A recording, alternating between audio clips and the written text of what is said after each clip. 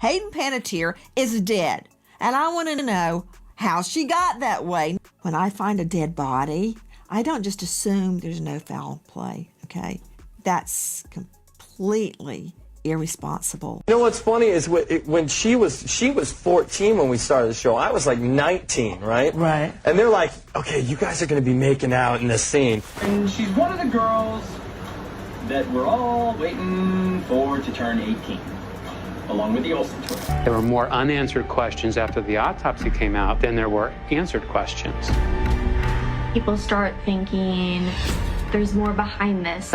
Brittany's dad was sure someone had done it. A healthy 32-year-old doesn't just die. I'm starting to question Hayden Panettiere's death on another level right now, because for some reason I keep thinking about Britany Murphy and how she passed away. Ashton Kutcher just became the #1 trending person on social media, and he came out to expose the disturbing link between Hayden Panettiere's and Britany's death. A lot of people were convinced that Britany's death was accidental, because that's what her autopsy said. But everything that Ashton just revealed points to something more disturbing. And the worst part is that there seem to be receipts that prove everything he's saying to be true. You see, at the time of Britany's death, initially memories that her husband Simon Monjack drove her into her death, but once he also ended up dead just 6 months later under eerily similar circumstances, it became clear to everyone that there was some covering up going on. And with Hayden also dying just weeks after exposing the industry, Ashton is done staying silent. Now, the thing with Ashton is that he isn't innocent either. In fact, a lot of people feel like he is actually part of the victim-making machine in Hollywood that made life a living hell for people like Hayden and Britany, and they ain't wrong. So if y'all remember, he came under major backlash back in 2023 when his That 70s Show co-star, Danny Masterson, was convicted of essaying 2 women in the early 2000s. He was sentenced to 30 years to life, like he deserved. But unknown to everyone, Ashton and his wife Mila Kunis were among more than 50 trifling people who wrote a letter to the judge asking for pardon on behalf of Danny, knowing good and well the details of what Danny did to those women. You cannot make this up. And when everyone was exposed, they set up a camera to apologize, claiming that the letter was not meant to undermine the experiences of the victim. Ooh, please. That is exactly what you're doing when you try to use your name to get pardon for a man who has ruined the life of vulnerable women. Like, what are we even talking about right now? I'm getting mad even talking about this. We are aware of the pain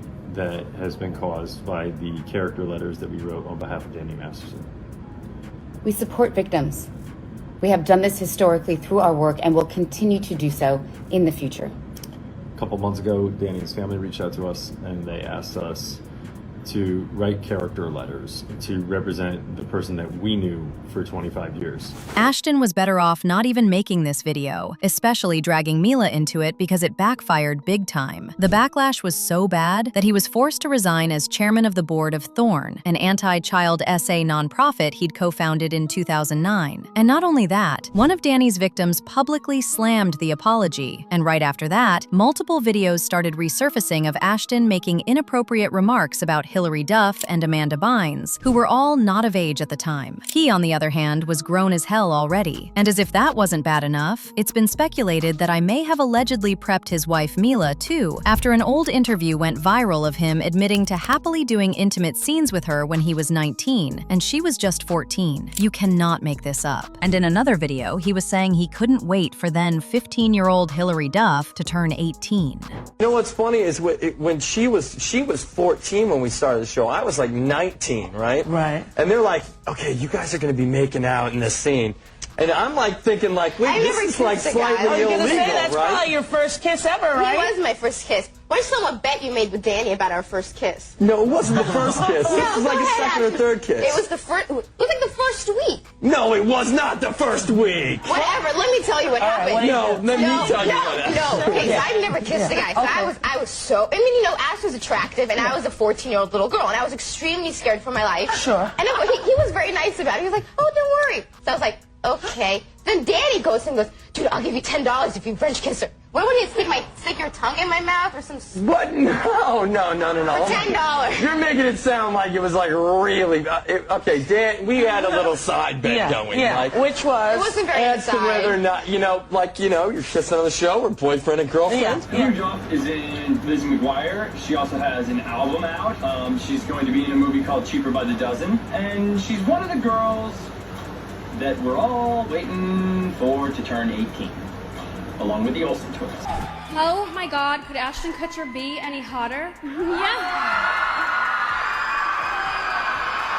My name is Neela Krinis, and I'm from That 70 Show, and you're watching In the Crease TV. Hi, I'm Ashton Kutcher, and I'm from That 70 Show TV. No, That 70 Show too. Yeah. And the reason I'm doing this is not because I think In the Crease is good, but because Josh told me Mila would sit on my lap and like, it feels good.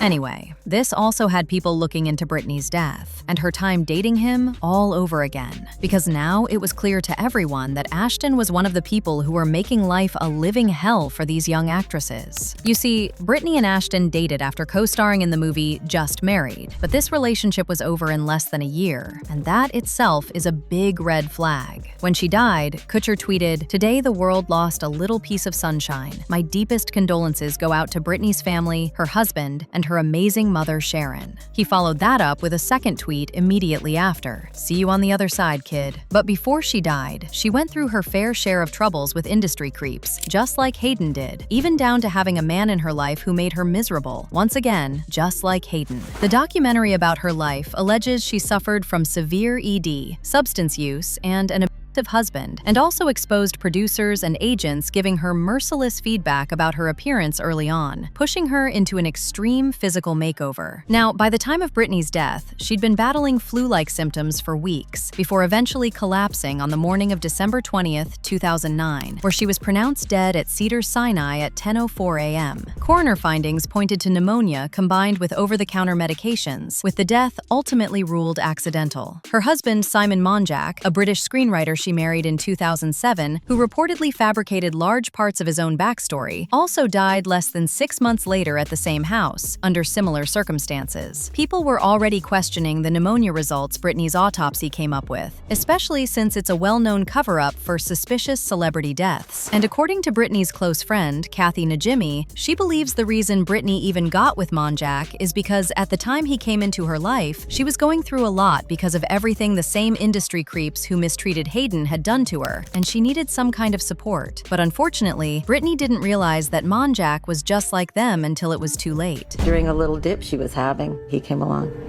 And I think that's where her judgment was muddled, and she became prey. We all were scared and freaked out. Like, who was this guy? Once they got married, they were holed up in that house 24/7. Nobody got close to her. Last one, guys. Monjack reportedly introduced himself to people as a billionaire screenwriter descended from British steel founders who'd dated Madonna and who'd survived brain cancer with an experimental shark cartilage treatment, none of which were true. He completely made it all up. And get this, Britney's family don't believe to this day that she died from pneumonia. In fact, her father said he believes she was poisoned after a hair sample lab test showed traces of poison in her body. But as usual, the industry covered it up, claiming the supposed poison was just traces of hairspray and dye. Do y'all see what is going on here? They immediately dismissed any possibility that she didn't die from natural causes, and that is exactly what is being done with Hayden right now. Just before she died, she exposed major incriminating evidence about certain industry figures, but despite all that, the feds are claiming no foul play and immediately jumped to blaming it on her struggle with substance and alcohol. So months before Hayden passed, she laid it all out in her memoir, This Is Me, A Reckoning, and on Jay Shetty's podcast about the time she got forced into being a yacht girl at 18.